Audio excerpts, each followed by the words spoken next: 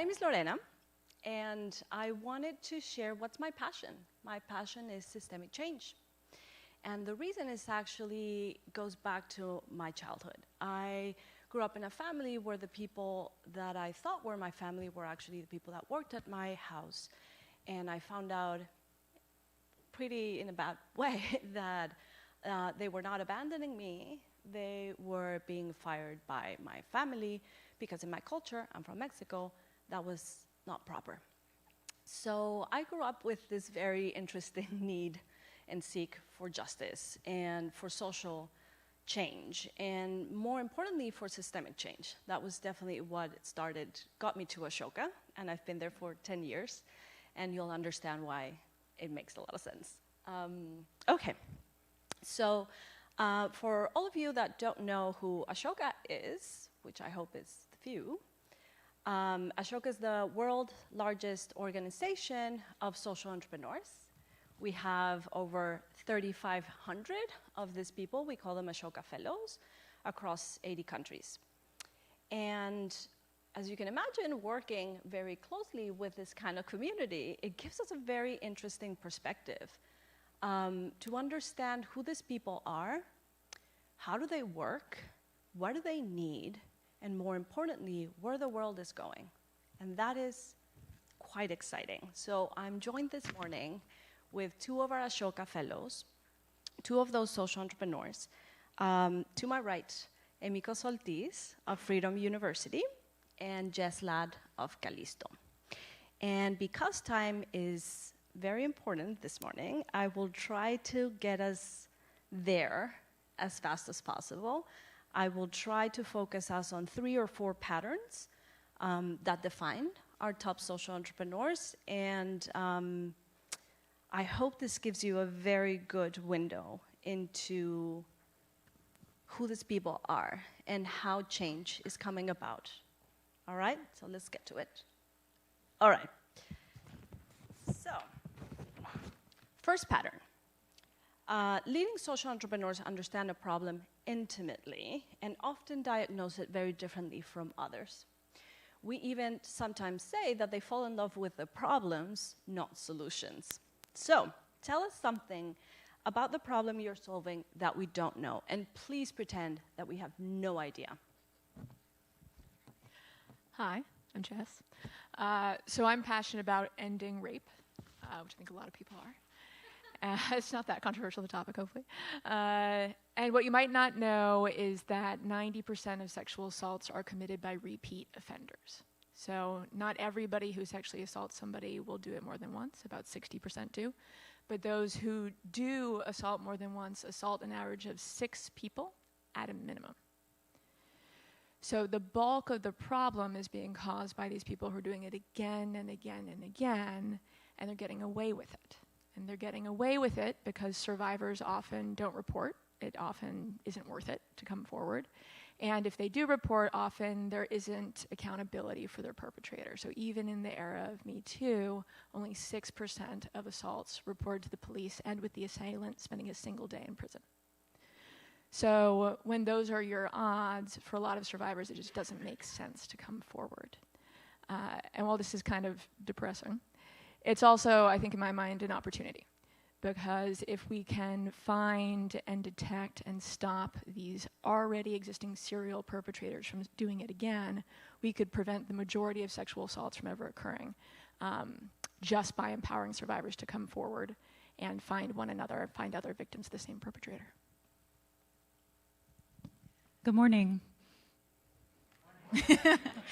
My name is Emiko, and I just want to start by saying I'm a teacher. I teach at an underground freedom school for undocumented students in Atlanta. And I'm here and not my students because I can easily travel. So I just want to make clear that I'm a citizen, but everything I know about undocumented youth is what I've learned from my students themselves. And the problem with undocumented student access to higher education is actually not about the DREAM Act or DACA. DREAM Act not being passed or DACA being rescinded.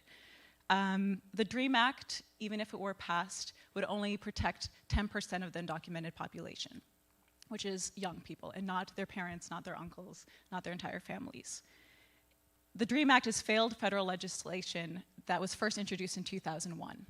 In other words, if the DREAM Act were born when it was first introduced, it'd be old enough to vote for itself, right? That's how long this has been failed legislation, right? And what you may not know is that undocumented student access to higher education is worst in the Deep South. While 23 states allow undocumented students to access public higher education with in-state tuition, there are only 3 states in the country that actually have an admissions ban against undocumented students. And they're all in the Deep South: South Carolina, Georgia, and Alabama. One state is the worst because it also bans DACA students. One state is the worst because it has an anti-sanctuary campus bill that was passed the same week as a campus carry law, meaning that we don't have undocumented students in our public universities, but we have guns. And that state is Georgia, right? And DACA is also not the solution because while it provides 3 things, which is protection from deportation, a work permit, and a driver's license, in states like Georgia, it has recreated a social system in which a population of young people of color can easily pay taxes and drive with their driver's license to their low-wage job with their work permit. They can do those things but still be denied access to higher education and the right to vote. So essentially, we have recreated a social system in the South, but that has also spread across the United States, of recreating educational segregation, a political disenfranchisement, and really justifying the ways that we continually recreate groups of people who can be exploited for their labor. So I'm here to say that undocumented immigration and access to higher education actually has very little to do with immigration, but has a lot to do with our very long history of race and labor in this country. Okay. Okay, second pattern. Transformative entrepreneurs seek to change systems. My favorite one, obviously. They don't just build programs or organizations. We actually see through the journey of social entrepreneurs that they might start with one organization and they create another venture, and it could be a nonprofit, a for-profit, a B Corp, it doesn't matter. They are so obsessed with solving it that it's not really about the organization, it's actually about systems change. So, what is the system you are grappling with, and where might it be in 5 years from now if you are successful, which you will? It's hard to answer just the one system. It's like, it's capitalism, it's patriarchy, it's like so many things. It's a criminal justice system, Supreme Court. But really at the end of the day, what our organization is trying to do is empower survivors to protect their communities from their assailant. And we do that by building a series of websites that help survivors find out if there's another victim of the same perpetrator, and if there is, connects them each with free legal options counseling, we call it. To help them figure out what their options are for coming forward, including the option to share information back and forth with other victims of the same perpetrator. Because what those options look like depend a lot on the environment where the assault happened. So if you're a college student, which I was when I was sexually assaulted, you can go to your school, and there's a law called Title IX that can help make sure, ideally, that if you come forward, that you can get some form of justice. Whereas if it's in a workplace context, it looks very different. That depends if you're employed by the same person who, employed by the same employer as your assailant versus if you're applying for a job. So your legal options are really dependent on the context. So you need somebody to help you navigate through those all and help you figure out in what ways is that the same or different than the options for other victims of the same perpetrator. Because at the end of the day, it might be that you both want to go to the press, it might be that you both want to go to the police, but wherever it is that you want to pursue, you're far more likely to be successful if you do it together. So we've been doing that in college campuses for the last 3.5 years, and we're just now expanding into professional settings. So systems change. 90 seconds go. I just want to mention that I view systems change as really having maybe 2 dimensions, both kind of a structural policy change, but also that there's a cultural battleground as well. And being very realistic about the political moment in which we live. especially regarding undocumented immigrants. It feels like the conversation literally went back 30 or 40 years, right? And so I think that being realistic about this political moment, I think there's a lot of work we can do in terms of the cultural battleground. What I mean by that is transforming how we understand undocumented student access to higher education and what citizenship actually means, right? Is citizenship about paying taxes? For undocumented students, yes, too, because they pay more than $1.7 billion in state and local taxes to fund the universities that can't attend and pay the elected officials who don't represent them and who they can't vote for, right? Is citizenship about being born within these arbitrary borders on stolen land? Many undocumented people are the descendants of the people of the Americas, right? So having these conversations that really transform how we understand what it means to be undocumented is especially crucial during this time, and the policy can follow once we understand the root causes of these problems. And I think the solution, when we understand that, is about education and creating spaces where people can learn without fear, right? Whether that's gun violence, whether that's being able to go to school and not be afraid of deportations or raids, and being able to go home and know that your parents are there. Right? And so Freedom University is part of that solution in that we provide a completely free college classroom for undocumented students who have a say in the classes that they want to take. They chose to take calculus and neuroscience this semester, along with Son Jarocho class and mural painting, and actually really restore a belief that they belong in school, right? But also being a partner with universities across the country, specifically private universities, who can change their own admissions policy and financial aid policies. And so in those ways, maybe 5 years isn't realistic for systemic change. I'm hopeful, but I'm not optimistic given this political moment. But I think that there's a lot that can be done about having these conversations and pushing forward that cultural change that we have power over. So the third learning that I want us to understand is the most successful change makers are masters of applied empathy. And what I mean by that is not just the empathy that inspires the why, but actually that helps you create the how. And that is probably the most interesting observation of empathy. So how has empathy played a role in the very design of your solutions? So our tagline, to the extent that we have a tagline, is by survivors for survivors. At the end of the day, our North Star is survivor empowerment. So we don't think that we can tell somebody how to label their experience or what they should do next. For some folks, coming to the police might be a good option. For others, it's not at all. Our goal is to help them understand their options for coming forward and select the one that's right for them. And that can look very different for different people. For me, I did end up reporting my assault, and I ended up regretting doing it. I ended up finding the process of reporting to be more traumatic than the original assault. So I don't necessarily tell survivors that, like, reporting's great. It's often not. But it can be a path to empowerment. It can be a path to reclaiming your sense of agency. And we need to start creating the institutional structures where that's possible for survivors by making sure that institutions have the data they need to hold perpetrators accountable, which includes whether or not there's multiple allegations against the same perpetrator, and timestamp documentation about what occurred. And our hope is that if you really can take this model, we're saying, hey, everybody's journey is different, everybody's case is different. We just want to help you understand the pros and cons of coming forward, that actually more people will. And when they do so, they will find that experience less re-traumatizing and more empowering because they knew exactly what they were getting into and because they're not alone. These are some deep questions, geez. My honest answer is that I got into this work out of anger. I was just pretty much pissed that I went to an undergraduate institution that on the 50th anniversary of the desegregation of UGA, instituted segregation. And I grew up in a poor working class community in rural Minnesota, and I happened to get a full scholarship to this institution. And I had the privilege of being able to travel the world easily with a US passport.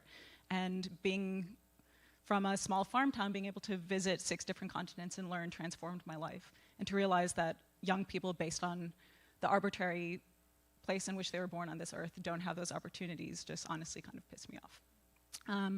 But I think, yes, there is empathy, and before I became a teacher at Freedom U, I was a very dorky social movement theorist. And there's actually a concept of collective identity, or being able to see yourself in one another, that is actually essential for social movement success, right? And that means it's not out of a sense of pity or charity, but actually recognizing someone's humanity and that they have inherent human rights regardless of where they're born, or any type of human difference. And I think that that informs our teaching at Freedom U too, is that we as teachers know that we have so much to learn from our students, and that we're not going there to fill these empty receptacles of students' brains, but that we are there to learn from them. And I think that that idea of a classroom is essential to our model at Freedom U. I am getting serious bells. Fears. Okay. Shut up. Just one more. Fourth pattern, because actually this connects to an activity that we're doing later today. Social entrepreneurs are less concerned about being exceptional. You two are, so. But they're more concerned with creating roles for others to participate in the solution. And this is where it gets more interesting. The vision of an everyone a change maker world. Solutions cannot happen unless you have a community of change makers to participate in that solution, especially in this type of systemic solution. So very quickly, tell us how you are creating roles for others and why that matters. So we do it through a majority of 3 ways. So one is by, of course, empowering survivors to be agents of change. We believe that at the end of the day, survivors are the solution, right? And there's this nice cycle there where the problem causes the solution. Number 2, our team, and we're hiring, if anybody knows anybody who does marketing, communications, or strategy and business development. So really empowering, as an employer, how do I empower my team to take on roles of leadership within the organization and sustain in hard work? And lastly is with other folks in the movement. So we don't try to solve every aspect of sexual assault, right? There's like lots of great organizations out there that do policy change. If you want to know what they are, please ask me. There's a million of them that take on different parts of the problem. And so we really try to focus in on where can we add the most unique value, which is in technology and serial offender detection, and partner with other organizations to be doing more prevention programming, policy change, other aspects of it. Okay. Let's see. Similarly, at Freedom University, we also hire DACA staff members to make sure that they have just and living salaries in social justice work. And we also really harness the power of teachers who actually love to teach. And we are also empowering just young people in general, documented and undocumented. And that partnership across citizenship is key to changing these policies at private universities and changing these conversations. But we also tell people, even if you're not youth or involved in education, to organize where you have power and influence. And everyone here in this room has some power or influence over education in some way, whether it's where you went to college, et cetera, right? And you can harness that power to change these policies. But I do want to take a moment. In Atlanta on, I don't even know what day it is anymore, on Tuesday morning, a human rights legend passed away, and he was my mentor. His name was Lonnie King, and he helped desegregate Atlanta in 1960 and 1961. And he said something that I always come back to about movements and systemic change, which is that movements are inherently multidimensional. And this is how I ground myself. You need to have very deep commitment, very high aspirations, but a lot of people forget this dimension is a lot of people doing a lot of different things, right, just as you mentioned. And that means for undocumented youth, they just don't have to focus on the right to education, but they can be empowered as leaders to work in dismantling the immigrant detention complex. A lot of people doing a lot of different things for a long period of time. And I hope that reorienting of these dimensions of movements is helpful to you as well, but I always use that to ground myself. And a quick 1-minute talk. Thank you so much.